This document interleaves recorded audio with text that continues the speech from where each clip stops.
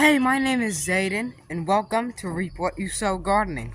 In this video, I'm going to be showing you how to grow 50 times more squash, pumpkins, or even zucchini squash at home. Let's do this. First thing you want to do is identify flowers.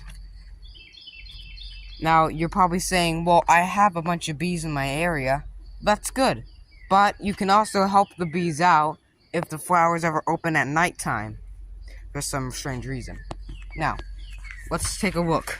This is a male flower. You see the stem, how thin it is? It has a very spindly stem, very thin stem. And you can see the flower head right here. Notice nothing behind it. This would have been a female squash flower right here. You can see the stem, and it would have been a flower attached to this, and then you would have the squash behind it. So let me show you. Take a paintbrush, a really small tipped paintbrush.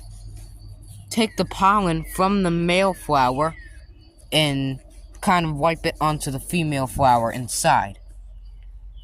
So that will basically pollinate the fruit, causing the fruit to grow.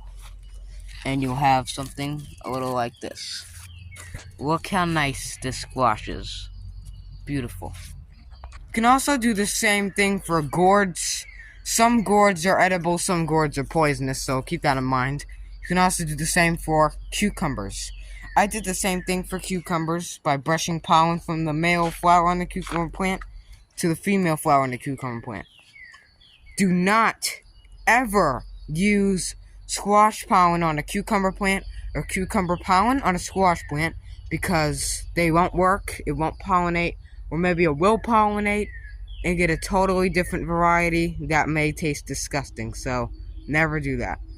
So even if you have bees in your area, it is important to help out our bees and all the bees in nature, because these farmers and stuff, they're using toxic pesticides and herbicides that essentially wipe out the whole bee population. So we want to build back this bee population by also raising bees you could do, and like I said, helping them out, giving them more flowers to go by, and to extend the bee population, because without bees we would be starving actually. And not just honey. I hate the taste of honey, but the thing that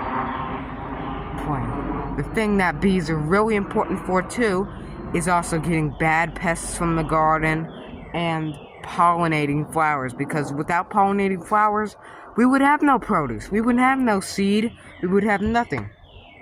So it's very important to help these bees. Last but not least, picking squash.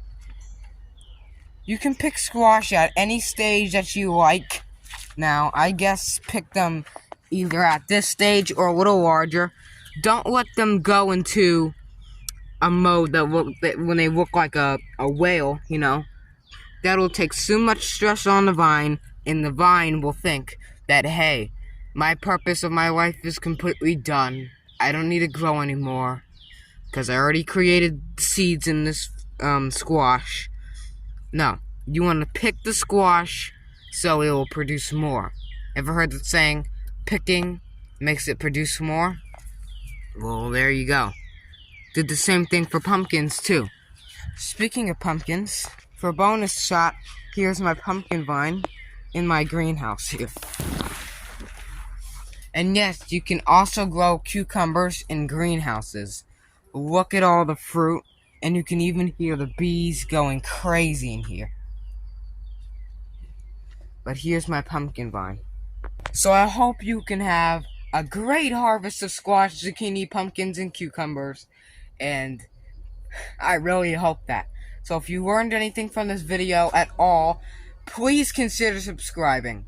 Please. I highly recommend it, because we're so close to getting 2,000 subscribers, and I can't do it without your help. It means a lot to me, and I'd like to say thank you. If you also enjoyed this video, put something in the comments below. Put your experiences with growing squash. Put how you want to save the bees or how to pollinate squash.